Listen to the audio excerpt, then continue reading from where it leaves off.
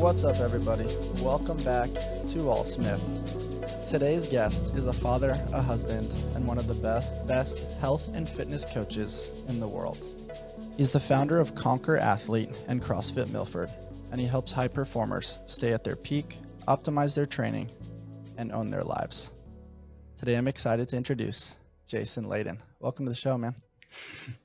Bryce, thanks so much for having me on. That was a fantastic intro, by the way. I hope I can live up to all that. Dude, you got a lot of cool things on your resume, which is pretty rad. And I mean, the first one being father and husband. And you've done a great job sharing some content recently and talking about how important it is that you do the things that you need to do and check the boxes that you need to check in order to be an incredible father and husband. How were some of those values kind of instilled in you? And what does it mean when that's like part of who you are now? Man, that's a deep question. I'm going to try not to get too emotional because you never know with me. I can get emotional on some things. I realized throughout the years, especially as I get older. That's part of the reason why you're here. I spoke with Dave Durante from Power Monkey, and we talked about the importance of HDR, heavy, deep, and real. And he was like, Jason can go there. And I was like, done. We're getting him scheduled. So, growing up, coming from Milford, Connecticut, didn't really have lots of money growing up. I mean, my dad was a Vietnam War vet and a carpenter. My mom was a secretary, right? So my dad definitely went through his post-Vietnam, what's the word I'm going to look for? Episode, I guess, lots of times at the bar, at the VFW, drinking beers, alcoholic. And then he came from an extremely hard place. So, his father broke his nose when he was a kid. So he would come home, Irish immigrant, lived in the ghetto down in Stamford, Connecticut, grew up fighting. And then if he fought, he would have to come home with my grandfather asking if he won and then beating him up for fighting, right? So it was like this complex that he was in. So Vietnam War comes around, age 17, 18, he just takes off, goes to war. He figured the war would be better than his home life. Now, I say that to kind of paint a picture because growing up with him as a father, he never once laid a hand on me, but I could see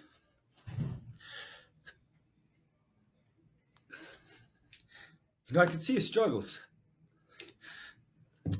His struggle is trying to be a good father, right? Be a husband, coming back from war, coming back in a time when, veterans weren't respected, right? Like he was ashamed to wear his colors because he would get criticized. So he did his best with who he was and what he had. But with that being said, like he had hard times, right? Alcoholic, come home drunk. I'd get woken up by him putting a hole in the wall or like falling down the stairs or something, right? And my mom's trying to mitigate the situation. He never once laid a hand on anybody and he did his best. But for me growing up, I definitely had my outlets that I had to find. And thankfully I took after my mom where my outlets weren't drugs and alcohol. I went the opposite route, right? And my outlets were fitness and basketball, from a very young age. And my dad and I had some great times, but we also clashed a lot, right? So because at some point I would feel like the protector, so if it's Christmas Eve and he's coming home drunk from the bar, then it's my time to let him know that that's not right, and good or bad, it went a bunch of different ways. So, this girl coming up, trying to be an athlete, you have to become extremely selfish. You have to be extremely selfish and you have to put yourself first, right? So that situation led me to put myself first for basketball. So I'd never go to family parties. I was not close with, I did not have a lot of close friends. My close friends were obviously other basketball players. But family wise and connection, I was never one to have a deep connection. And I was never one to maintain deep connections. And I think that's from my childhood. So I put a lot of time into just retreating for basketball. And, I'll get around to where your question was. So when I met my wife, oh man, I can really go off the ends right now. You want me to just keep going with this one? What's so interesting to me, Jason, is like whenever I think about podcasting, I never know exactly where to start. And what I love about this is I just trusted my gut instinct in observing how much you care for your athletes and seeing you on other podcasts and hearing how much you care for your family. And for me, like it makes me have tears in my eyes right off the bat too, which is great that we were able to get there so fast. But it gives me context as to why you're able to be the way you are and the development of all the amazing successes you've had in the coaching space. And so absolutely, like I love hearing the context as to where your upbringing brought you and the values that were instilled early on, and also learning what not to do, what you don't want, and how basketball was an outlet for you to then go intrinsic, learn a lot of valuable lessons, and then realize later on the importance of meaningful relationships, which sounds like you met your wife and there's more to the story. Move fast and break shit. LSKD develops functional sportswear with a streetwear aesthetic that's on a mission to inspire you to chase the vibe through sport, fitness, and adventure. I train daily in the rep shorts and love the versatility they offer. The zipper pocket is an absolute game changer. I go from training at the gym directly to meetings, running errands, or prepping for podcasts. The LSKD tribe has become true family, and we are excited to continue to develop our community. Shop now at lskd.com and use code ALLSMITH. We chase the vibe here at AllSmith. Let's all become 1% better every day. Oh yeah. So, okay. So I made the decision in high school. I was like, I need to do everything I possibly can to get out of here, to achieve my goal, to just be something and do something. So I went heavy into strength and conditioning and basketball, right? And back then, strength and conditioning was opening up Muscle Fitness and seeing what kind of splits they had people doing, right? So it resorted to that. It resorted to running stairs at 5:30 a.m. When I was in high school, I was able to somehow get a key to the gym from the janitors. So I'd go to high school at like 5:30, 6 a.m. I'd shoot, shower, go to homeroom, do my work, come back, and carry on from that. And, I got to college, and my first college was Springfield College. And that was hard. And that was my first experience of failure. And I got there because I was recruited, but the coach that recruited me left, new coach came in. He brought in his own recruiting class with him, and I wasn't part of that vision, right? And for those guys that were college athletes, that can be a really hard environment to step into. So I got cut from varsity freshman year, and I just worked even harder. And I ended up transferring schools because the writing was on the wall, in my opinion. The type of player I didn't fit his mold with where he's looking for. The people he brought in were those people. So if I wanted to play, I had to move on. So I went to a different school, and I did well there. And I had the decision that I wanted to, and this will all wrap into like my wife and fatherhood. And I wanted to play professionally overseas. Like that was my goal.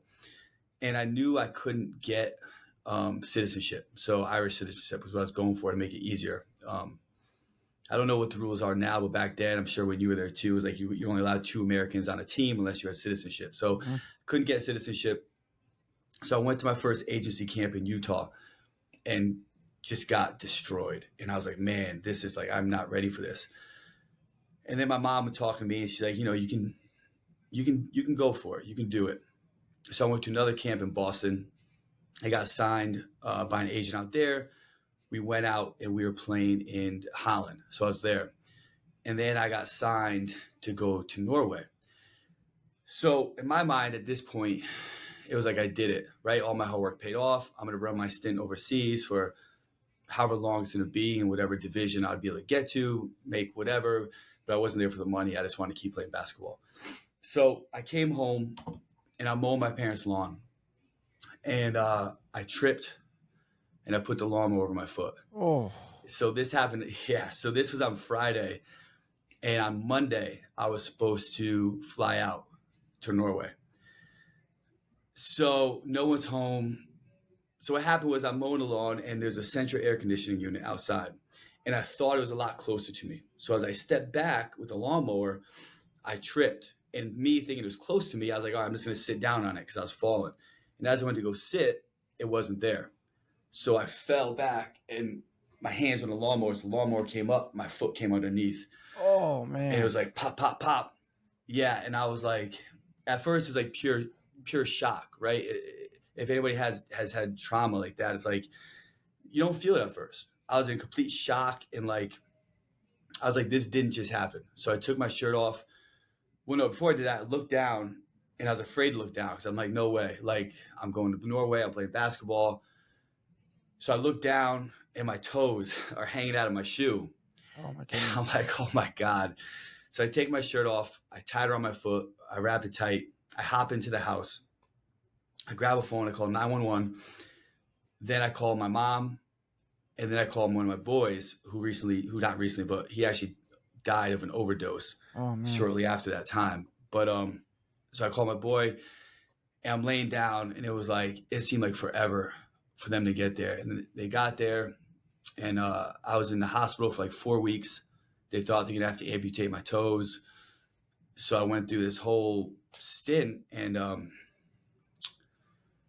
when I came out of the hospital, it was hard. Like my first call was to my agent, telling the agent that I was done training.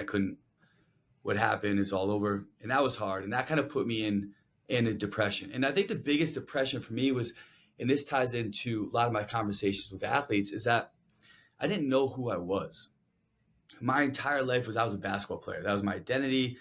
That's what drove me. That's what I lived and died by. If I had a great basketball game, I was a great person. If I had a bad basketball game, I was a piece of shit, right? It's like, that was my entire life. And now it was over. And I was like, I have no idea who I am. So thankfully I refused though to go back to alcohol and drugs. And yes, I would drink, but I would never let it get out of control because in the back of my mind, to me, I didn't want to end up like my father, even though I love and respect the man. He's still married to my mom. And he's completely changed. But at that moment in my life, I didn't want to be that person. So I was like racing motorcycles. I was fighting. Like I was a disaster. I had no idea who I was. And I met my now wife back then. This was like 18, 19 years ago. We've been together for like almost 20 years. I met her and yeah, she knew about me, and I was the quote unquote player, or the dude that you never wanted to date, but I was never a player in my defense. I just was always told to never have a girlfriend because it ruined your athletic career, right? So that's just kind of the words I went by. Mm-hmm. But she stuck with me, and she stuck by my side, and she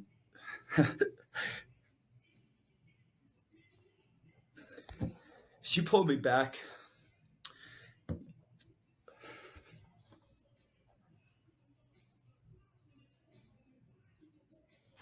Damn, Bryce. So she pulled me back, and no matter what happened or no matter what people said, she stuck by my side from day one. And she pushed me because in college, I went to college for strength conditioning. So she forced me to go back into the field, and she kind of nudged me to open up my own gym, and she was just always there for me. So stripping away the essence of like love and my love for her, it was like this extreme sense of devotion to her, to do everything I could for the rest of my life to make sure that I could give her a life, right? Mm-hmm. And then when we started having kids, man, our first year, like we just got married we got married. I opened a gym and we bought a house and we got pregnant in like 1 year. Like that was like a whirlwind. We don't even know how we're gonna survive at this point, It's like right? drinking Living in from a fire Connecticut, hose. dude, it was insane year one. I was like, you know, opening the gym at like 5 a.m., working all day, all night, training, doing my own workout, still trying to compete in CrossFit then. And she was pregnant, bought a house. It was like she was a stay-at-home mom. It was just like, it was insane, right? And then we had kids, and we had my first daughter, Abigail. And to me, with coaching and fatherhood and being a husband, the most overlooked concept is communication, and if you're a coach, you can prescribe the greatest program in the world and X's and O's, but if you can't communicate well, there's not going to be buy-in or follow through. And being a husband, being a father, you have to be able to communicate. You have to be able to give and receive information in a way that you can have conflict resolution and resolve issues and just grow together, right? And I started diving into that really hard unknowingly back then, meaning like if she didn't like to, God bless her, she's Italian through and through, right? And if she didn't like something I was doing, she would tell me right away, like, this is not going to work for me. We got to figure something out, which helped us immensely because I was, through my childhood and upbringing, I was just an extreme introvert, and I'm Irish. So if I didn't like something, I held a grudge and I wouldn't say anything for like 5 weeks, right? So thankfully, she was the complete opposite. Like, she would make me talk and she would make me talk about it, and we would have a resolution right away. And that really forced and brought to fruition how important communication was for me, right? And then with having kids, it was just like my daughter Abby, and then my son Camden, and now my other daughter Meadow. Growing up with all that really presented like how I didn't want to be. It was like if I was a kid, not if, when I was a kid, when I wanted to do shooting drills, back then in our day and age, it was a lot harder, right? We were by ourselves. You'd go out with one basketball and spin the ball out and grab it, right? Shoot, it take forever to get shots up. So sometimes my mom would come out and she'd rebound for me, and I'd always be like, man, like, where the fuck is my dad, right? And he'd just be at the bar. So that presented, and with that being said, though, my father was also an extremely loyal man and dedicated and focused, and he was like the sounding board for a lot of veterans around here, and he led all the POW marches, and he did a lot of work with prisoner of war organizations from Vietnam. And so he showed me a couple things, right? He showed me, in my opinion, what it was to be a stand-up guy and to follow through on your word, and he was like a strong-willed man too, not to take shit from anyone or anything ever. And then, but he also presented that other side of, okay, if I am a dedicated husband and father, which I wanted to be, like, what would that look like? What do I need to do? And that's not going to bars. It's like, to me, I don't go out. I don't go to bars. I don't hang out. The weekends come, I want to be with my family, right? So getting there and getting to that place of having the kids and my wife, and wanting to give my wife what she needs, and wanting to give my kids what they think they need from a father. All that kind of wrapped into one brought me to where I am with them. I love that answer, man. I really appreciate you giving the depth of context, and I truly do believe that part of the reason why we created Allsmith was to grant people the permission to be more vulnerable and to actually dig into the roots. I mean, since everything you just described, I mean, you've probably either been in adversity, just left adversity, or you're approaching adversity. And the reason why you're so successful and your marriage is holding strong and your 3 kids are growing and developing and you continue to grow and develop is because you've taken time to fortify those roots. You're a man that's truly forged, not found, which is kind of our tagline. So it makes a lot of sense as to why we're here today. And the other thing that I want to unpack a little bit, Jason, is that you have great perception within the world. And I think about the 5 perceptual positions, and that would be you looking at me right now. You have your lenses on the world. I have my lenses on the world, which you're aware of. You have the perception of me being in your head, looking at the world and kind of trying to witness the imagery that you just depicted. But then there's me in your head, but not looking at the world through my lenses, but through your lenses. And that's the tricky one. That's that fourth one. And then that fifth one would be, relative to the individual, that would be higher power. That would be God, creator, source, energy. That's case dependent on one's religious ideation, but more so like a karma perspective of I want to do the next right thing. I want to put my grocery cart away when nobody's watching. And what I'm hearing a lot from your story is that you see things not just through your lenses. The way you described transferring schools wasn't a victim mentality, poor me, they didn't choose me, they picked somebody else. It was you understanding that this new staff came in. They didn't have great knowledge or tape or film on you. And right away, you picked up on that from an energy standpoint. You saw how your style of play didn't totally mesh. And then as a byproduct, made the appropriate decision, which turned out into a pretty cool overseas basketball career, which not many people understand what it's like to be overseas, man. What you described as far as being one of the few Americans on a team is perfect. I mean, when I flew over to Sweden, I hadn't officially finalized all my documents and I was detained in Stockholm for like 9 hours and I didn't speak the language. And I just remember sitting there like, what is going to happen to me? I thought I was coming over here to play hoops and now I'm going to end up in a European jail. Right. I mean, it's nuts. you live and you learn, man. And it also sounds to me that your observations were huge. You learned a lot through observational learning. You've realized that part of the reason that we're here on earth is to love, is to learn, is to develop, and is to serve others. And I think it's cool and honorable that you speak so highly of your father and you understand what it was like at that time, because in essence, a lot of our military personnel at that time around Vietnam were going over to defend the country and their intention was 100% positive. But then with the outcome of the war and the way things transpired and the media coverage that was delivered to the American people, they came back and they weren't celebrated. They were ridiculed. No. And then they had to look themselves in the mirror and question everything, their entire identity, their purpose, their why, and risking their lives for something that seemingly was not supported by the people that you were trying to defend. And you and I both know freedom is not free. We're not having this podcast today unless our military personnel and the world is operating in accordance to allowing us this freedom. And I think that's something to definitely touch on. I think it's important that you recognized that and you realized, despite not always being accepting of the choices that he made as far as numbing or an altered state of consciousness with the use of drugs and alcohol, you allowed him to be seen, to be heard, and to be understood.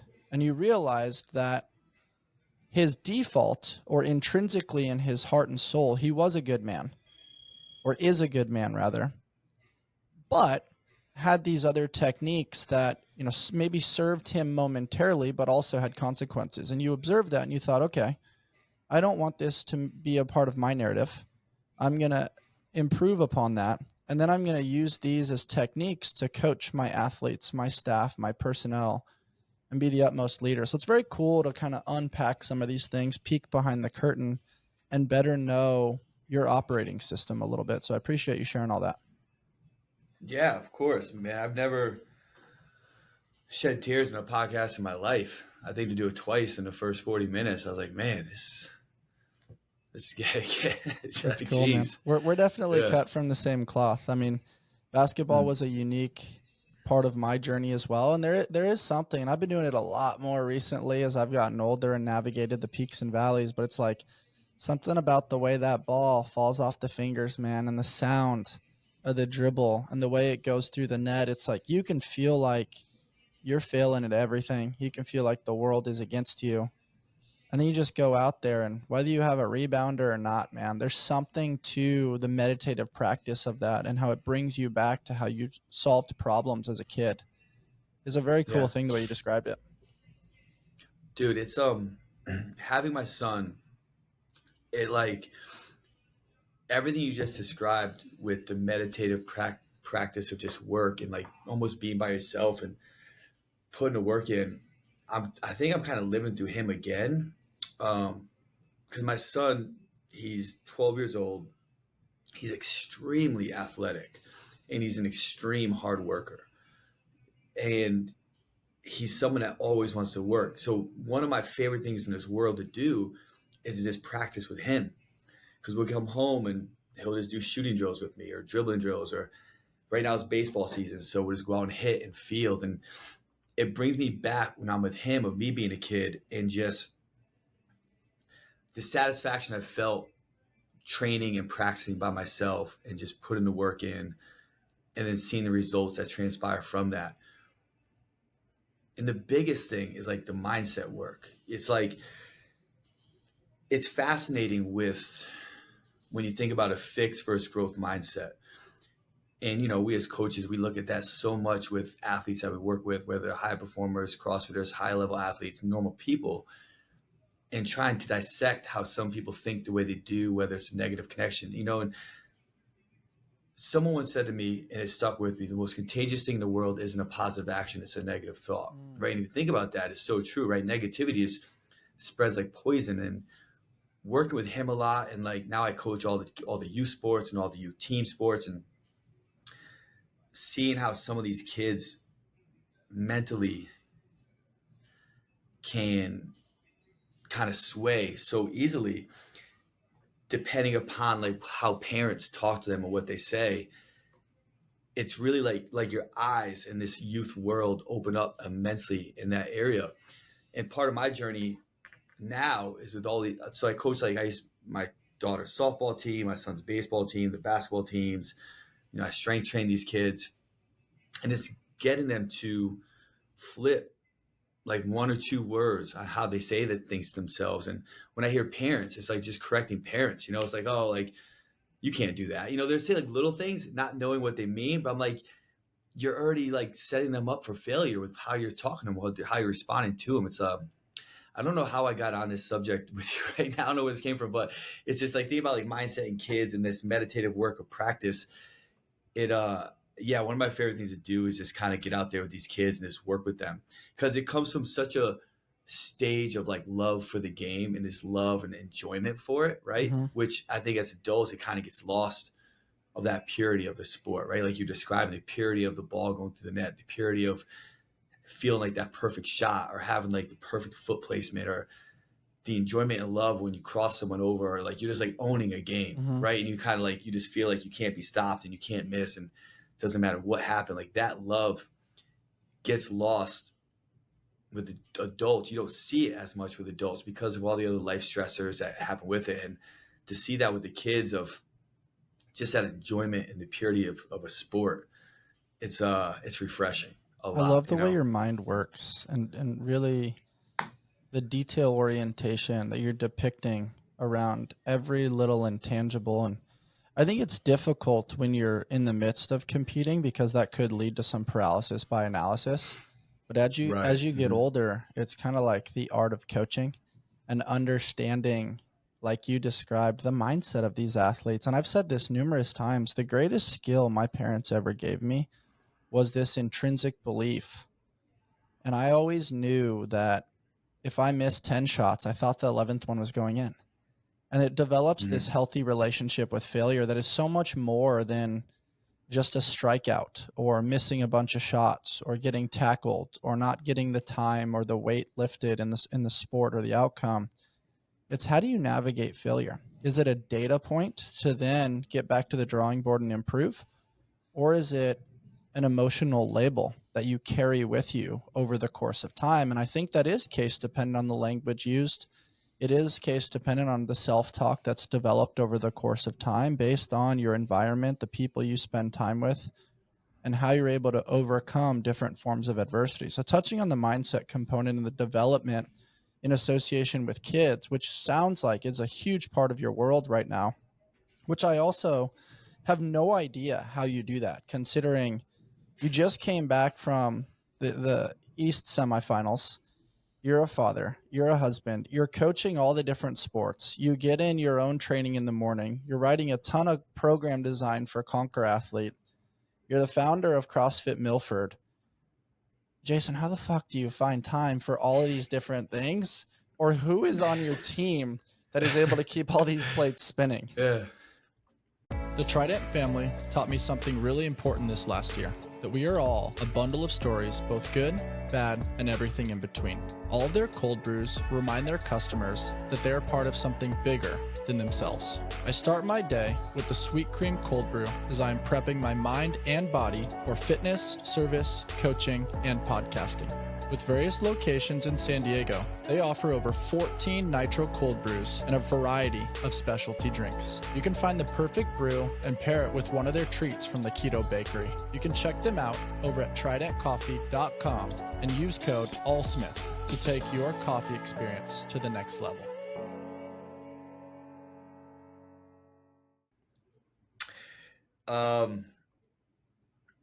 One thing I've always been good at is organization. I've always been extremely, extremely organized.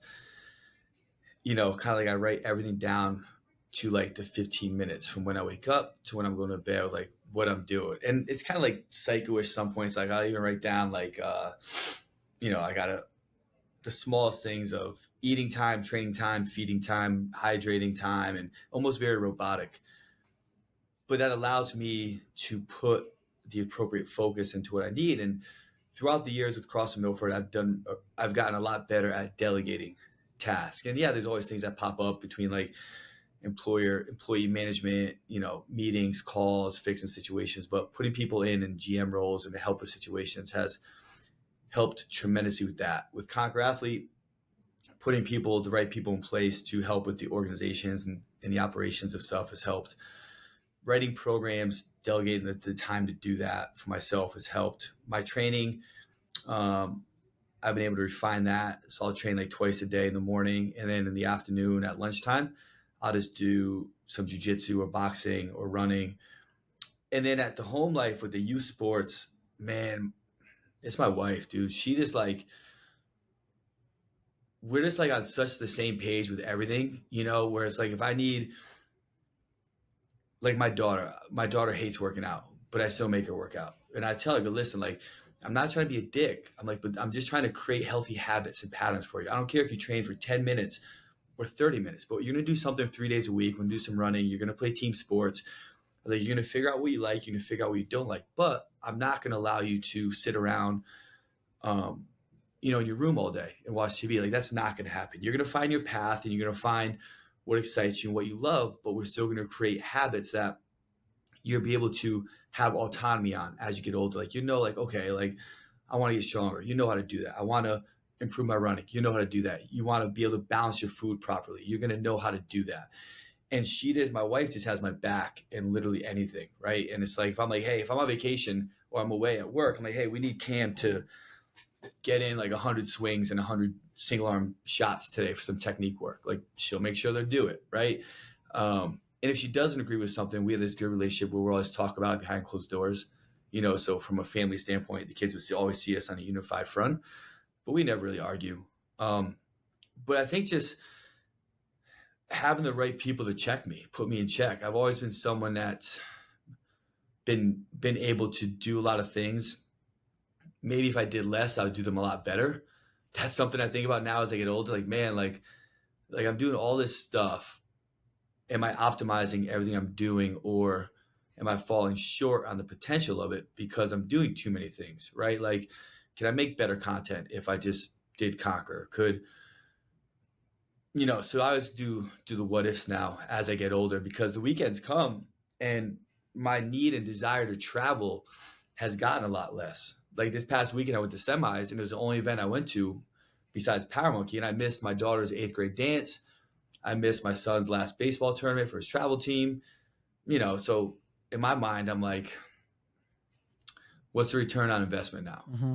Right? Do I need to be seen at these events, or do I have another coach that can do this and I can focus on these other things? So it's always a push and a pull. And it sounds like the main struggle of entrepreneurship and a high performer right now is like trying to be everywhere all the time. And that then causes a little bit of anxiety. It causes you to miss certain life things, but then you also enjoy certain life things and learn and evolve and sharpen the sword a little bit more. As far as the content piece, you've made a pretty significant effort recently, and I've really enjoyed it, man. I'm learning a ton from it. I Thank you. really appreciate Thanks, like man. the 1 to 5 steps that you typically share, and one of them in particular was just around the 6 checkpoints to becoming the best version of yourself. And that one really stood out, and I want to share that with people just briefly. And I'll kind of prompt you a little bit because I don't expect you to remember every piece of content that you've ever done. Um, Okay, good. I was about to pull it up. So, no, all you're right, you're all perfect. good. I definitely Okay. understand that. Like people think sometimes like, oh, you made the content. You should remember this. It's like, yeah, I made that like 4 weeks ago, and then 85 other things have happened since then. Right. And so I'll Right. kind of go through them. I'll label all 6 of them, and then we can unpack them individually because I think it Okay. gives a great insight as to who you are, how you are the way you are, and then just some great tools and nuggets for people to add into their back pocket. And so starting with number 1 is self-awareness. Number 2 is self-care. Number 3, which you've learned, it was not easy for you in the beginning, meaningful relationships. Number Mm-hmm. 4 is the importance of being adaptable. Number 5 is reflection. And number 6 is purpose. And I think those are some really beautiful things that you labeled that I think will be really helpful for other high performers out there to integrate into their weekly practice. And so starting with number 1, the self-awareness, just kind of being able to check yourself, look yourself in the mirror and have that internal dialogue. Yeah. So, with self awareness for me, I think it comes down to just what you said to check myself, and I'll have conversations with my kids where I'll be like, hey, and I know they're going to give me like an answer, but what I'm trying to also teach them the ability to speak up and that it's okay to speak up and speak your mind is I'll say, how am I as a father? Or am I pushing you too hard with sports? Or do you feel like I'm overdoing it on certain things? And I want to try to get them to give me honest feedback around that because I think that's important, right? Because in my mind, I could be like, hey, like, no, we need to do this, we need to do that, we need to act that because I have this hardcore, like, keep pushing, keep working attitude and personality, but that doesn't do well for everybody.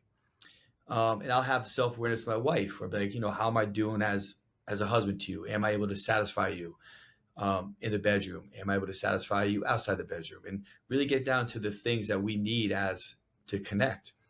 And then as a business owner, I try to consult with different people to have good awareness, and all that is great. But to me, you have to have this sense of self awareness around what truly drives you and matters the most to you, and make sure I'm not wasting energy on things that don't matter that much or things that aren't driving me to where I want to be. And do my actions dictate my intentions? And I think that's something cool. Like if my It's goal a is like, great hey, question. I, yeah, right. It's like if I want to be a good husband, but I'm not paying attention to what she needs. Like she needs me to do the dishes. Needs me if I eat peanut butter to wipe off the spoon and not just put it in the dishwasher, right? Like if I'm putting a plate in the dishwasher, make sure the crumbs are off the plate before I put it I've in done so the she peanut doesn't have to butter go one back in many there times, man. all the time, right, bro? All the time. But it's like little things like that matter a lot to my wife. And it's like if my intention is to be a good husband, then I need to know that and I need to adhere to that, or else to her, I'm falling short. I'm doing the little things that annoy the hell out of her, right? And acting with it. So a lot of the self awareness comes down to make sure that I'm acting with intention around my priorities, which are a husband, a father, a coach, a business owner. I love the alignment of just like actions and intentions falling in alignment. That is really important because I feel like there's a lot of people that have positive intentions, but the actions don't follow. So it sends a mixed message to the observer, the Mm. consumer. Peptides. There's been a lot of buzz about peptides and what they can do for the body, skin, muscles, and health. What exactly are they? And do they live up to the hype?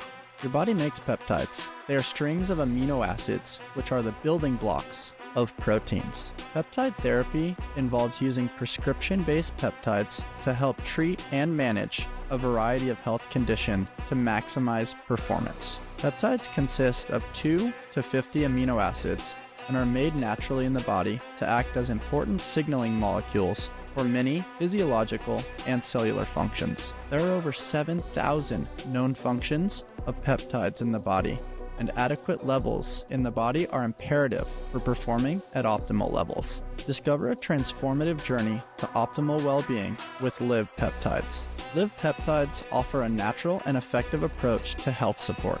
Embrace the difference. Choose Livv for a path to vitality that prioritizes quality, innovation, and your unique wellness goals. My personal favorite is BPC 157 with thymosin beta for optimizing gut health, tissue regeneration, and healing. Head over to livvnatural.com and use code ALLSMITH for 20% off peptides. That's LIVVNATURAL.com with discount code ALLSMITH for 20% off peptides. Yeah, let's jump into the importance of self-care, because sometimes, especially parents, they view that one as being a little bit selfish. But then we hear the old adage, you need to fill your cup before you pour into somebody else's cup. So there's seemingly conflicting knowledge there, and it seems to be around dosage. How much self-care is needed in order to optimize the lifestyle and your tribe, and how much is too much? That's a deep question. I look at that as there's always going to be a give and a take, depending upon the seasons. It's going to be like a seesaw. And depending upon the season that I'm in, depending upon the season my kids are in, depending upon the season my wife is in, there's going to be this seesaw, this ebbs and flows of where the self-care and volume comes into. And when I was deeper into CrossFit and competitive CrossFit during the open and the games, my wife would give me more rope with training and coaching athletes. And when I first opened the gym, I would have more rope with being at the gym and taking care of stuff. But as I got more people to help at the gym, as I got more people to help with the competitive side, the rope would get shorter. And she'd be like, hey, like, you've been here too long. It's time to get home to your family. It's time to wrap it up. Or when I was traveling a ton, at some point she was like, you know, I'm done with this. Like, you're gone all the time. Like, I'm losing connection. I was like, okay, heard. I'm done traveling then, right? So with me, self-care, there's definitely ebbs and flows around the season and where people are in. And being able to, for me, I think I have a really good understanding of the minimum amount that I need and then the maximum amount that I can give. And I live in that area. And it took me a long time to get there, right? And like, even if I'm on vacation, I still have my self-care that I got to do, which is I got to train somehow in some fashion in the morning. That's probably be some form of work I got to do still. That's something I still got to get out of, but I'm a worker. So if I'm on vacation, I got to work. And my wife allows me the space to do that. Where it's like, okay, I'll wake up early. I'm going to get some work done. I'll work out. I'll be home by 8:30, 9 a.m. and then we can go do the family thing, right? Or if like we're in let's just say Disney, okay, I'll be back in the hotel room by 8. We can go downstairs, get ready to leave. We're out, right? So having that good connection with my wife, her understanding who I am as a person and what I need to be satisfied, because if I don't take care of myself, then it's the way my brain works the entire day. I'm not all there.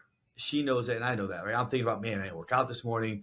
What could I do when I get back? Could I have to go for a run? Could I do some push-ups? There's always like, I just live there too much in other avenues. Whereas if I just do it right away and I have the freedom to do it, then when I get back, I can now be 100% committed to what else we're doing, right? And she knows that, and I know that. So for me, the self-care really comes down to what's the minimum dose that I feel I need, and then what's the maximum dose that I think I can handle or give. And do I need to break that up into a couple of different points throughout the day? Do I need to kind of give something here, take something there, and then work with inside that blueprint and that framework throughout the season? And what my life allows has really helped me a lot. And also hers too. Like she has her self-care. Like I know the things that she needs and she wants to do. And that might even be like me coming home from work and just taking the kids. But she's more like family oriented and driven, but just checking in on her. So I know I'm kind of scattered right now, but from a self-care perspective. No, I think it's important. What I'm hearing here and what I think is a great takeaway for our observers and our listeners is unshared expectations or wants or needs typically turn into premeditated resentments. And then as a byproduct, the relationship suffers, or the umbrella figure of your family dynamic suffers, and that trickles down to every single one of your buckets. And so having those honest conversations, the two of you being consistently enrolled in the relationship, understanding the varying dynamics that make you you, because she doesn't want to change you. She wants to No. be an addition. She wants to be a part of everything, as do you. And so that's going to take some push, some pull, some sacrifice, maybe some shifting or adaptability in schedule, which we'll unpack here in a second. But I think it's really important that you have made it very clear, when I train and I get some work done, check those boxes in the morning. The version of Jason is so much better in every element of family dynamic. And so I think that's a really cool thing that people can integrate into their lifestyle and find ways to make that fit. And then it leads us to number 3, which is the importance of meaningful relationships. And dude, I can't help it. I was watching you on, I don't remember which podcast last night on YouTube, and you said something that was so perfect, which is, if you're unwilling to have a beer with your coach or with that guy, he's probably not it. Like, he's probably really good at the X's and O's, but like, there's no buy-in. He's not allowing you to like share and be a part of the process of co-piloting the journey towards peak expression. And I thought that was such a great way to put it, because I think about that a lot in the coaching space. Is it's so much more than the deliverable of the product or the program. It really is. And that stemmed for me is I was always the athlete that tried to forge a relationship with every coach that I had. Like when I'm my high school basketball coach, I still talk to. My first trip overseas, he lent me money. I was always one to kind of like go into the office and talk to the coaches. And when I got to college, same thing. Even at my first college, I would always be talking to the coaches and hanging out with them and forging a relationship and making jokes with them. And the second college, same thing. And I'm always someone that, as an athlete, I always had this desire, need to connect deeper with the coaches. And who knows if from a psychoanalytical standpoint, you go back to that stems from me maybe not having that connection with my father growing up. Like, who knows what it was. But me as an athlete, I always felt better when I had that connection with that coach. Even my strength coaches. I was extremely close to my strength coaches at Springfield. And Springfield is great because they were a college that used to be D1, then they were D2, D3, so they still had all the facilities of D1, right? So all the athletes had their own strength coach program, strength side, strength weight room, and I was there all the time chatting up with the head strength and conditioning coach. Still land of the Hall of Fame, right? Springfield? Yeah. I've been there one time. Yeah. That's cool. Yep. So that was an interesting place. But anyway, so as I got into being being an athlete for CrossFit, my first coach, I didn't have that. My first online coach, dude, was a genius. He was one of my biggest mentors. He taught me more than anybody else in this field, and it was like the OG time for CrossFit, like CJ, myself, Max from Think Tank, like the three of us all came up under the same umbrella. And he had this thing of disassociated caring, right? So for me, like that didn't really sit well as an athlete. I wanted to talk shit. I wanted to chat it up. I wanted to have that connection. I wanted to conversate, but that wasn't the style. So that kind of like, all right, cool. I know what I need. I know what I want. That's not here. And I continue to learn and develop. And I still consider that individual one of my biggest mentors. But as a coach for myself, when I started taking on more athletes and working more, like I know like I had that connection with them, whether it's like, bringing them over for dinner, having pizza night with them, hanging out with them, right? And when I was younger, that it allowed me more freedom to do that. And then as I got older with kids and that freedom wasn't there because I didn't have the time to give, it was finding other ways to drive that connection and having the meaningful relationship with the people I work with. And at some points it could bite me in the ass because I care, right? I cared a lot, right? If someone moved on, which they do and should at some point, I would take that to heart, right? If someone didn't do well or didn't execute, I would take that to heart.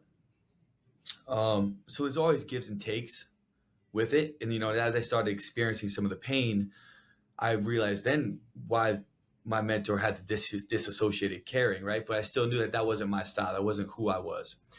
I really appreciate you sharing that, because CJ actually taught me that early on in my coaching journey, because when you really care, it's so easy to make other people's problems yours, and to Mm-hmm. try to help problem solve, and calls and texts that you really do want to be there, but as your plate gets more full and your bandwidth gets a little bit more limited, it's difficult to have that same level of diversification of your energy and your emotion.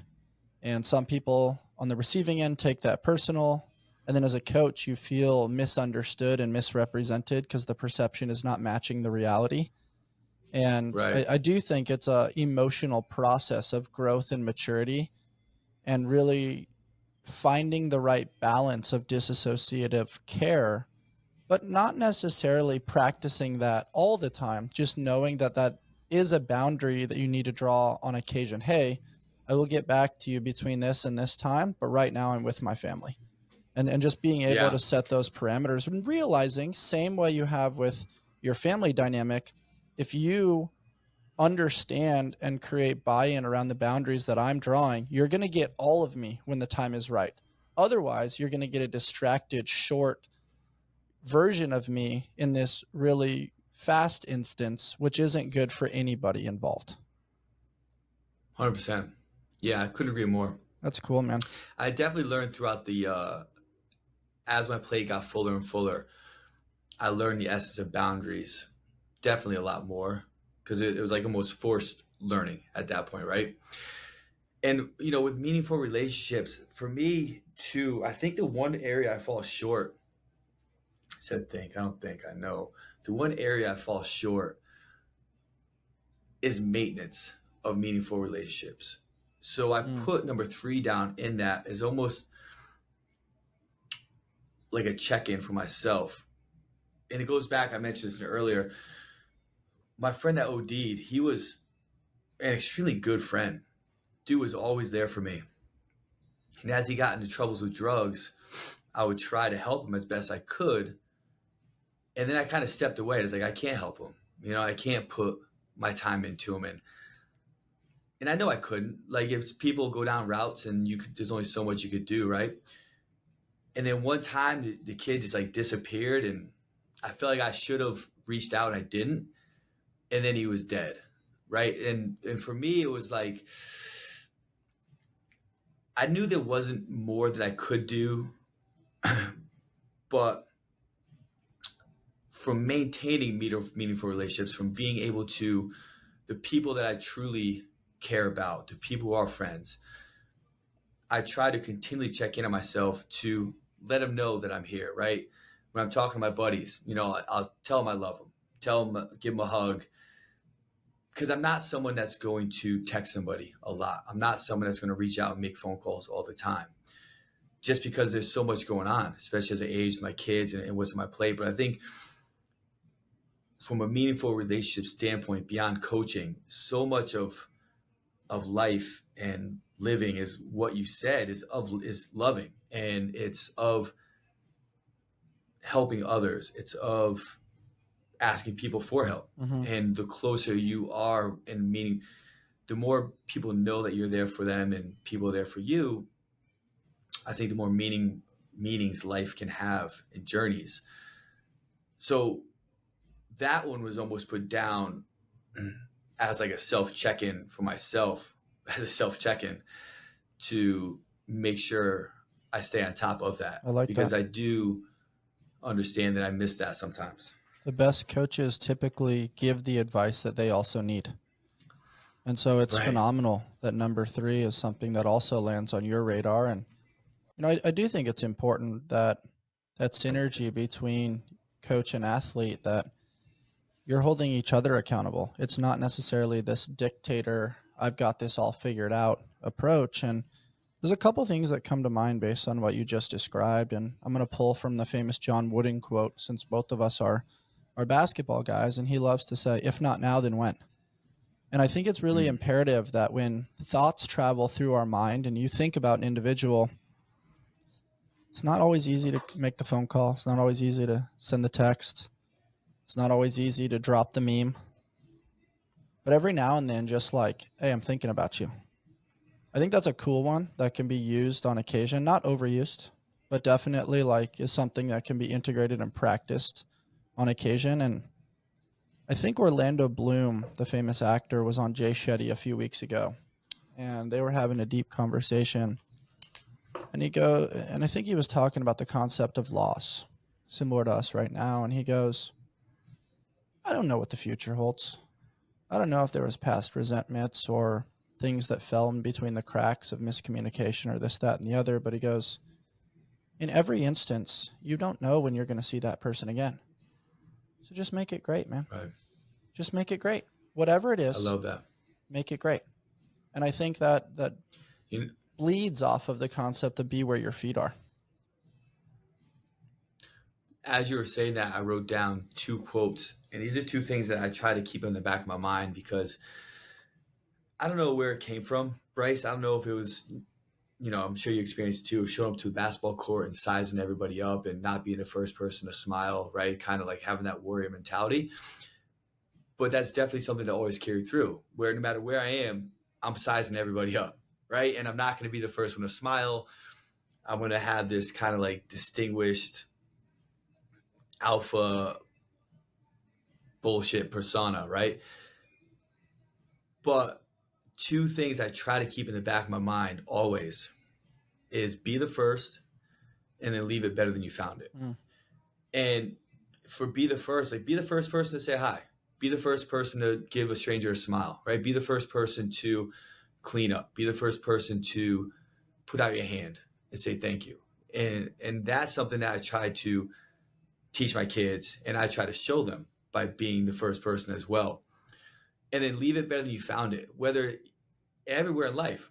If I go to the grocery store, leave my interaction with the clerk better than when I first walked in there. Let the person know that, I know their name and I'm saying hi, and just leave it better than you found it. I think the world, off those 2 simple things, can be a lot better place if people just were the first person to give a smile or say hi or thank you, and then leave it better than you found it.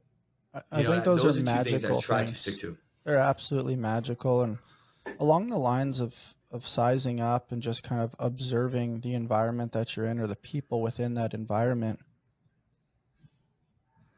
so many of us are just afraid of being judged. We're afraid of being Mm-hmm. perceived as weak. We're afraid of not being loved in return. We're afraid of the rejection that comes with being the first. And I think it's really important to be honestly and authentically enrolled in the human experience, knowing that if you are the first enough times, you almost callous yourself to that level of rejection, to the point where it's the next right thing to do. And even though it's not always received, you come to realize that that's not in your control. Being the first is in your control. And I think there is a level of maturity that comes with that, where you're no longer seeking external validation. You're doing the next right thing because it's the next right thing and it aligns with who you are. And somebody said this to me once. They said somebody had wronged me at one point, and I was holding this vindictive grudge. And he pulled me aside and he said, hey, man, treat them and this whole situation with love and kindness, not because they deserve it, but because that's who you are as a human being and that's your character. And that always like marinated my insides to the point where it was like, whoa, That's just something that I think if we can add that to the back pocket of people after today's conversation, that's the only thing they walk away from. We made this world a better place today, and that's pretty cool.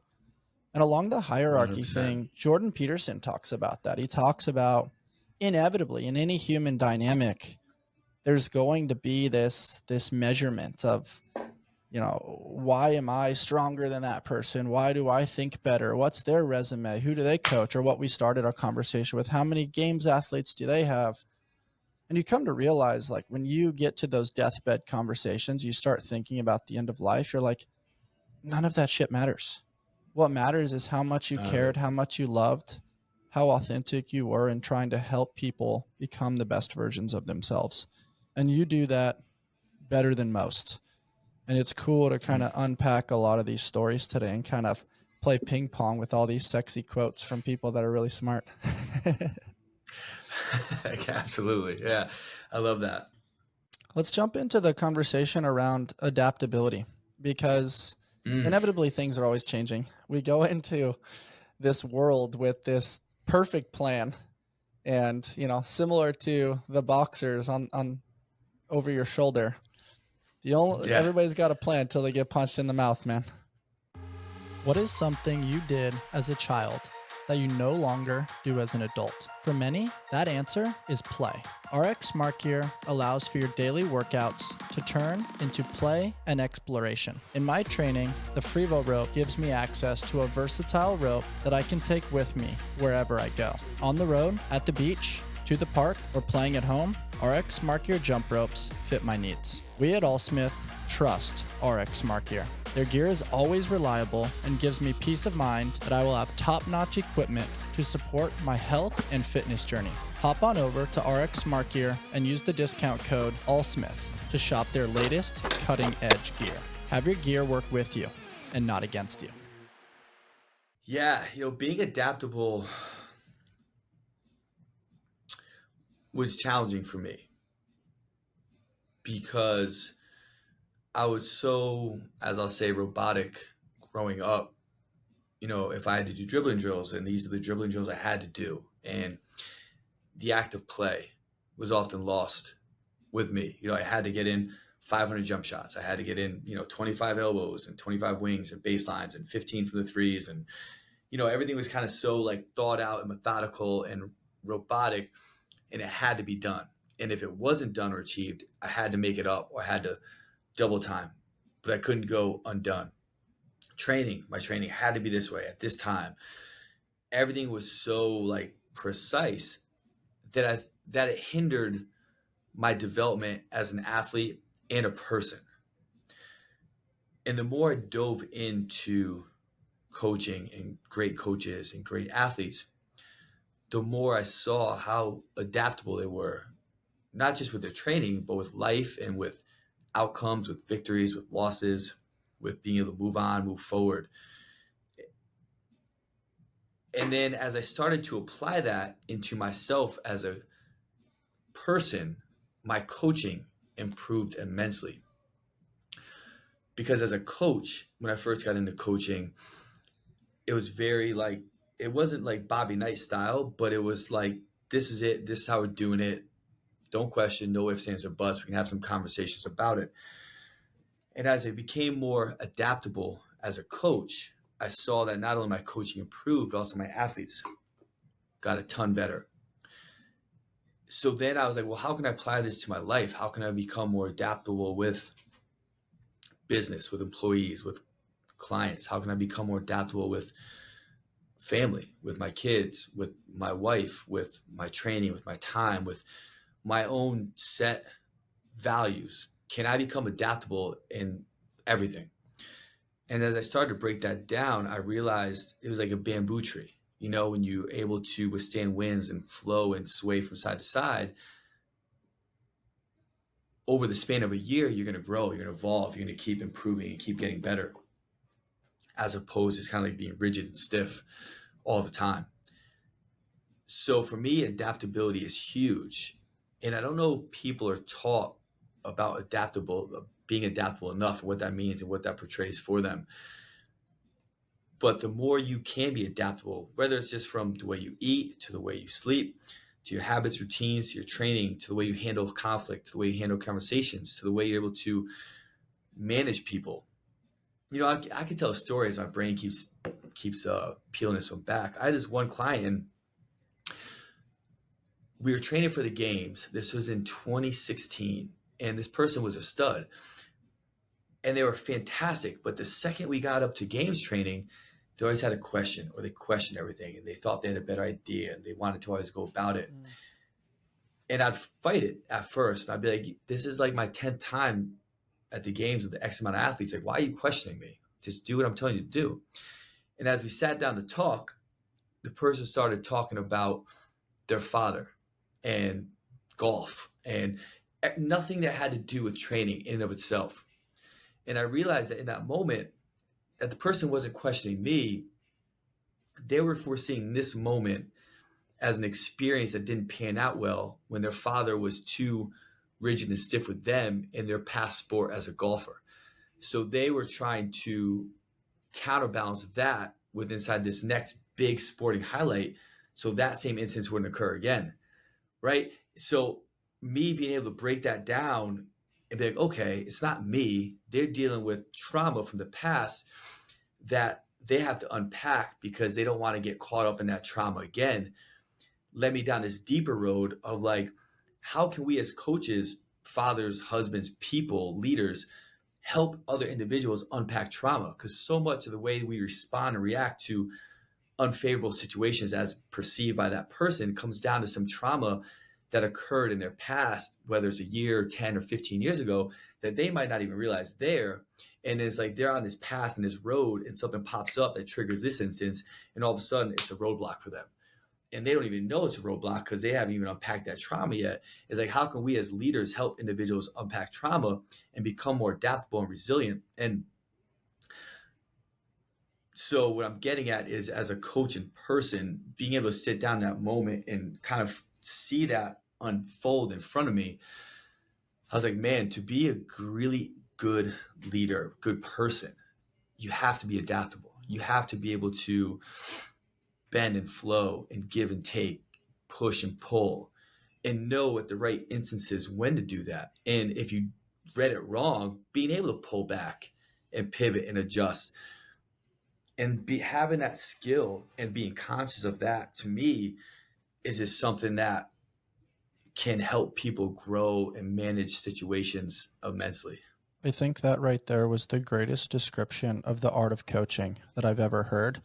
And inevitably, I can't help but think about like Luka and Kyrie right now, where it's like you make that first move. That's the program design, trying to ensure that this athlete has success. But when it doesn't work, you have to have a counter move. Maybe the counter move doesn't work. Maybe you find yourself, coming off a pick and you're getting doubled. So then you got to backtrack. You got to try to split. Like, you got to pivot. You got to adapt. You got to change your lenses. You got to get rid of the ball. Maybe you got to reorient yourself, come off a couple other picks, move without the ball. There's so many different transferable skills from basketball that relate to what you just described, which I love describing it as poetry in motion. But I think it's important. I always say the three famous words are seek to understand. Your athlete was not misbehaving or was not being non-compliant because they're a bad person. It was a behavior based on a protective mechanism. They're trying to better understand themselves, and subconsciously they may not have even known, but because you created that safe space, you opened your eyes and ears to dialogue, and it wasn't just what they were saying, it was the body language, it was the energy that you felt. And then moving on to number 5 within these 6 checkpoints, it's reflection. It also proves that you've done the work to take the pen to paper, as I've seen you do on our conversation today, the same thing I do right here.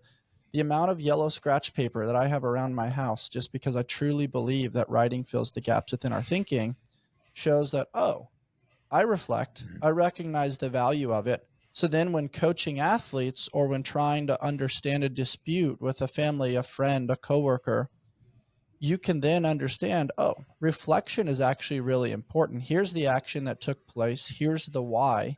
Let's better understand, and let's take it out of our brain, put it on pen to paper. Let's practice the art of journaling a little bit.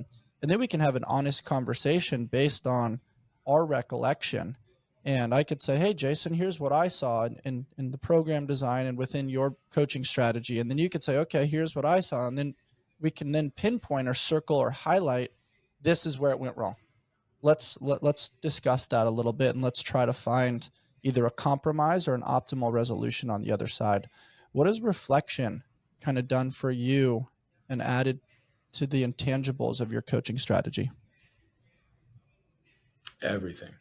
As you're talking, I was trying to pinpoint where and when I started reflecting, because I started young. I started as an athlete. I would always reflect. And I don't know if I was at a camp one time and I heard someone talk about that, but after every game, after every practice, after every weight room session, I'd always have my alone time and think about how it went and what went well, what didn't go well. And then the things that didn't go well, why didn't they go well? And how could I improve upon that? What could I do? What was in my control to fix it? How could I respond better from it? And I had these very superficial reflection properties. I say superficial because everything was white and black as an athlete. Did I make a shot? Did I didn't make a shot? Why did I miss a shot? Was my balance off? Was my elbow out? Did I not follow through? What happened in that instance? And as I grew, my reflection grew. And I was able to look back as a coach and be like, okay, what didn't go well? What did go well? If it didn't go well, why didn't it go well? Was it physical? Was it mental? Was it spiritual? Was it emotional? What stemmed it? What brought about? How could I respond differently? How could I react differently? How could I lead differently, more efficiently, and better? And my reflection started taking this pivot where it went beyond the X's and O's of wins and losses, completions, non-completions, into the emotional side of being an athlete and trying to get inside their heads and what they were thinking. And okay, like they always have this negative self-talk around this instance. Why? Where'd that stem from? How can I strip that down? How can I get to the root cause of it? How can I improve it, help it? What's mantras and keywords I can give this person to overcome the situation when it occurs again? And I went down this path, this very deep, long path from a spiritual and emotional connection with everyone I was working with, who I was in a position to do that with, right? If I'm working with someone virtually, that's a lot more challenging versus someone that I'm working with on a daily basis. And I was able to have crazy breakthrough with athletes on just the ability to respond and become more resilient in hard times, which is what I want, right? I want people to be more resilient. I want them to have the autonomy to figure shit out, to understand how to get through hard situations, understand how to change a word or a phrase in their mind to put themselves in a better position to be able to express who they are and how fit they are, where they are inside their journey. So then I started taking that reflection into myself. I used to journal a lot. And I reflect on, how was I as a husband yesterday? How was I as a father? Where did I fall short? Did I respond appropriately, or do I think I responded inappropriately? If I did respond inappropriately, why? How can I change that? What was the cause of that? Oh, it was because I was stressed out at work and I went home. I carried that stress and I took it out on the people close to me. Okay, well, how can I now put an action plan in place if I am stressed to not be stressed when I get home? Whether it's even like coming down and once I pull in, just tell my wife, hey, I just need 5 minutes to unpack some shit, right? And her be like, okay, and figure out these game plans. And for me, the ability to reflect created so much growth for me as a coach, because I was able to be like, okay, well, I don't understand this. Like, yeah, I can see from a reflection standpoint that language and being able to communicate has to improve. But how? Because when you think about communication, misunderstanding is a baseline. So how can I overcome misunderstanding? How can I overcome various archetypes? How can I overcome different power dynamics, right? Depending upon where people are from and who they are, and how can I conversate in a way that can create common ground and create a road that both people are traveling on in the same direction versus butting heads. And I was like, well, I don't understand that. So that led me down other avenues of growth and learning and development. So, circling back to your question on reflection, what it's created for me as a coach, in my opinion, it was able to elevate my coaching ability immensely, the most out of anything ever. Because if you're smart and you're diligent and you study, you can learn the X's and O's. You can understand periodization and progressive overload and, intern interpersonal differences and yada, yada, yada, right? Um, but cool, everyone can do that. But what separates you? What's the separation part is the connection of the science to the connection of the human spirit, right? And when you can understand how to connect those two, combine them between what the principles are with strength and conditioning and how they apply to whatever endeavor you're in, cool. But now can you take that and apply that to the person, apply that to the human spirit, have the connection with that soul, with that person, that individual around not just their goals, but being able to connect with them from how they were brought up, where they are, what their environment was like as a kid, now where they are now, what their environment's like now, right? Especially working with fighters, you experience that a lot because these guys have no money, right? If they're in an amateur circuit, they're taking any fight they can. They have to sell tickets and get paid. They might get paid $300. They're going one camp to the next camp to the next camp within like a 3 or 4 month period, underfed, underhydrated, no money in their pocket, trying to get a break. It's like, well, now you got to handle that. That goes way beyond strength and conditioning, right? If you want to see breakthrough with some of these people. So, and then reflection for me as a husband and a father is everything. I'll sit down with my wife and I'm like, damn, man, like Cam, my son's name's Camden. The kid's batting 700. He's a leadoff hitter and a starting shortstop on a 12U elite travel team. He bats 550. He's pissed off and he's crying. And it's like, I feel that pain because I was an extremely emotional athlete growing up. And I responded incorrectly a ton of times, whether it's like saying like, you got to stop crying. You can't get upset. And then I have to reflect to my wife, like, hey, like outside looking in, like, how can I be better? Because I know I'm not responding correctly. And I know I'm responding inherently off my initial reaction and gut instinct, which isn't right because he knows he shouldn't be upset. So he knows he shouldn't be upset. He's upset. I'm bringing more attention and be upset. It's like this fucking cycle he now can't get out of, right? And I'm like, what can I do to not make it worse? To put him in an environment where he feels safe and understands that, okay, it's cool to be emotional. Not cool, but you're emotional. We get it. You're going to grow out of it. But how can we keep teaching you the right way to grow out of it and be better with it? And then, reflection allows me moments where I can sit back and be like, I need help. I don't know how to go about and be better at this. How can I learn? How can I grow to be better at this? And even with my wife, it's like, I'll come up to her and be like, you're right. I should not have responded that way. I understand what you're trying to say. I went about it that way because of this, so reflection to me is one of the biggest things. If people reflect with purpose and reflect with intention and then apply that to actions, which is things we talked about, it can be, in my opinion, one of the most powerful things because it can create so much opportunity for growth in whatever your purpose is. It's truly magical. The phrase abracadabra in Aramaic means with my word I create. And it's pretty cool that you not only reflect as far as pen to paper, but verbally reflecting with your wife or with your son and navigating, okay, here's the thought process, here's what it was triggered by, here was the outcome of my initial reaction.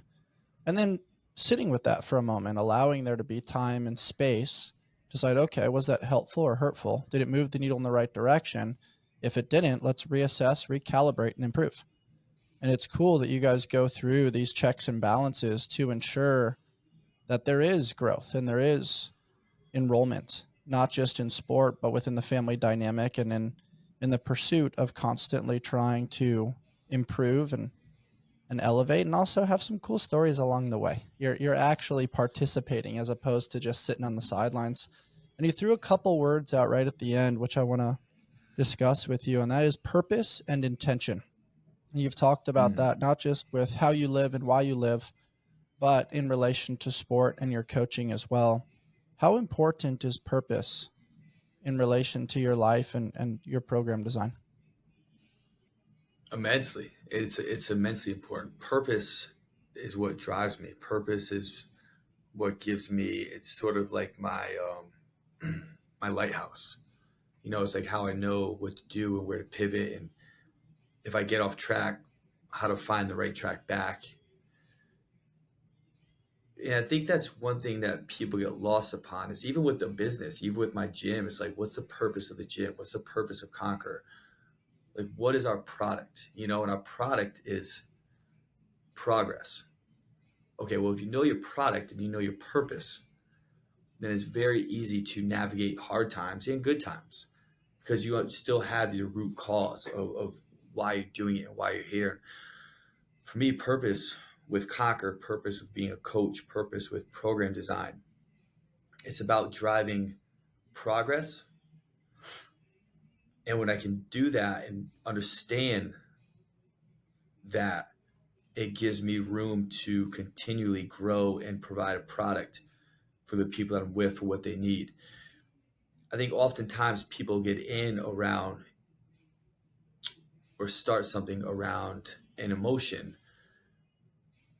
which is fine, but what's the true purpose behind that, right? And what are you trying to do with that? And when you understand your purpose, it's a lot clearer to understand your actions, right? Because like an athlete come to me and they're like, hey, I want to make the games, but if I have to still talk to them about nutrition and sleep and training and recovery, well, your actions aren't indicating you truly want to be your best.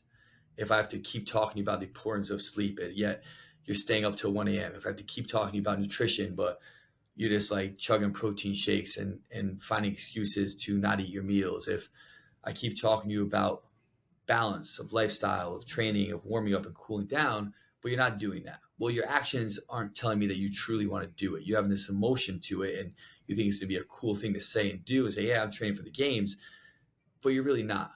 You're like half in, half out. You're setting yourself up for failure. Your actions aren't telling me you truly want to do it. And that's with everything, right? I talk about that with my kids. Like, I'm like, I don't care what you do in life, but whatever you say you want to do it. Make sure your actions are lined up with that. And I try to lead with that too. Like, I want to be a phenomenal coach. Well, do my actions line up with that? Am I working on my own improvement? Am I continually trying to learn and grow as a coach? Am I continually trying to give back to people I work with and educate and progress and develop them?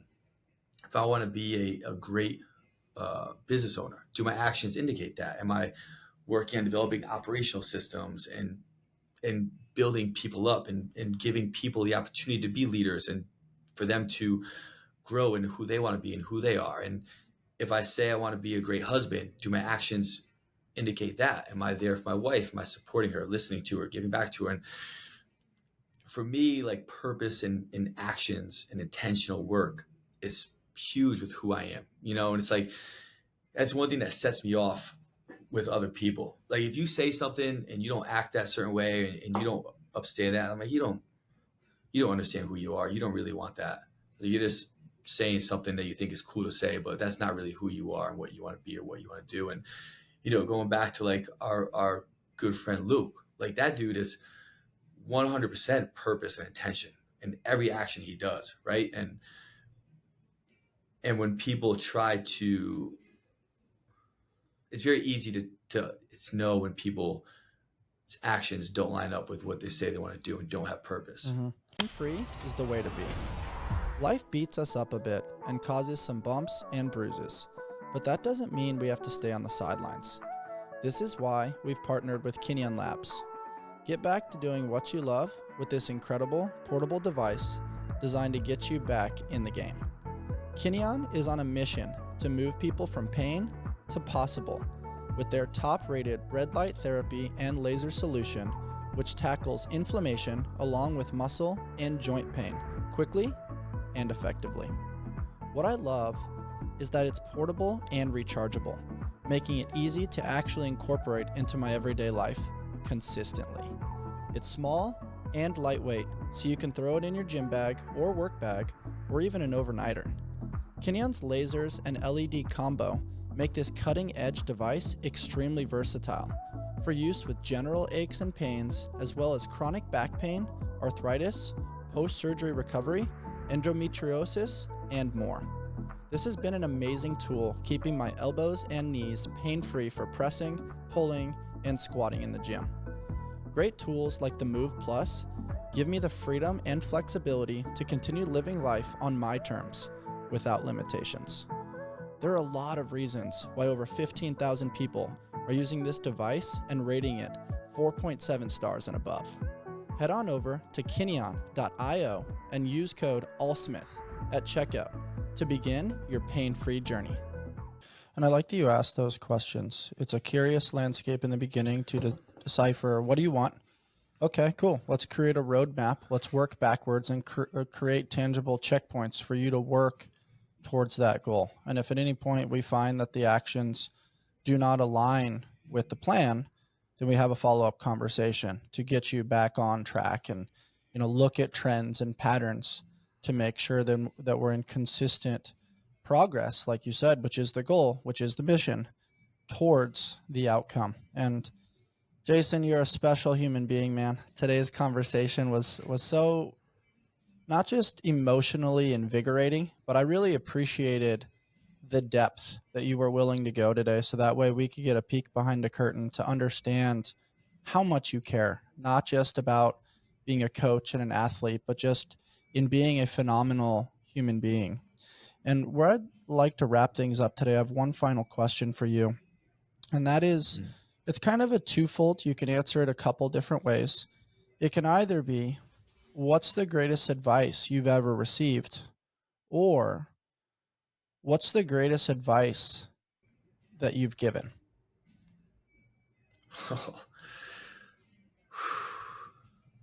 Write these down. Can I take a second to think? Yeah, please do. Please do. I want greatest advice I've ever received. One of my mentors once said to me when I was young, so when I say mentors, I'm going to say basketball coach. I was at 5-star camp in Pittsburgh, 5-star basketball camp. And the coach at that point was a younger coach. And this stuck with me. And they said, no matter what you do, no matter what you are, no matter where you become, give absolutely everything you have to achieve what you want to achieve. And if you don't, you're still a success because you didn't hold back and you gave yourself the opportunity to be the best that you could possibly become. And he said that in a context, we were talking about people going to college and D1s, D2s, D3s. And I heard it at that point when I was young. I was a junior high school and I was like, okay. But that's something that continually came back to me in a way that I found a quote that hung in my locker room and stuck with me forever. And it's like, success is the ability to do what needs to be done when it needs to be done, whether you want to do it or not. So throughout my life, I've tried to live that, meaning if I want to be a great, like when I wanted to open my gym, at that point, it was in 2008 and there was barely any gyms, CrossFit gyms around.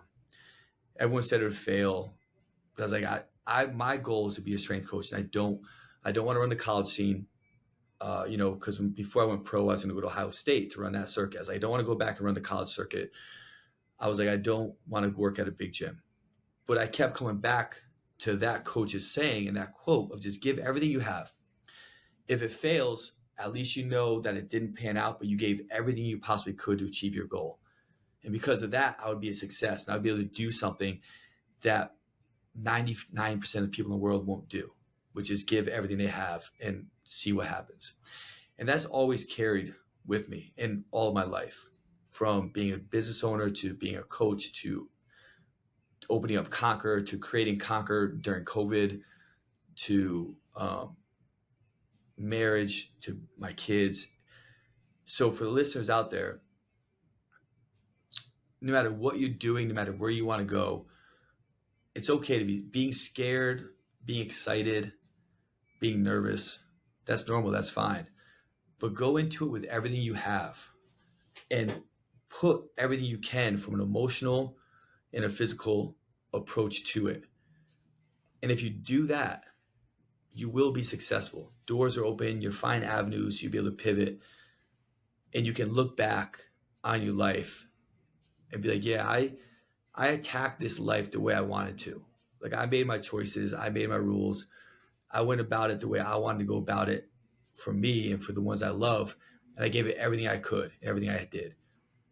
And to me, it's like if you can sit in your grave towards the end of your life and you can look back at, I did this life, my time, the way I wanted to, and I attacked it with everything I possibly could to do what I want to do, to be where I want to be, to achieve what I want to achieve, then man, I can look back at that time.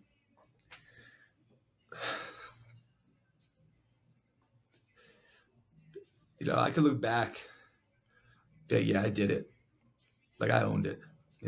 That's beautiful, man. Success is peace of mind, knowing that you did your best to become the best that you're capable of becoming. And if you do that, 100%. when you get to the end and when it's all said and done, it's a beautiful life. You're a special man, Jason Absolutely. Leydon. Today was an incredible conversation, and I enjoyed sharing this space with you.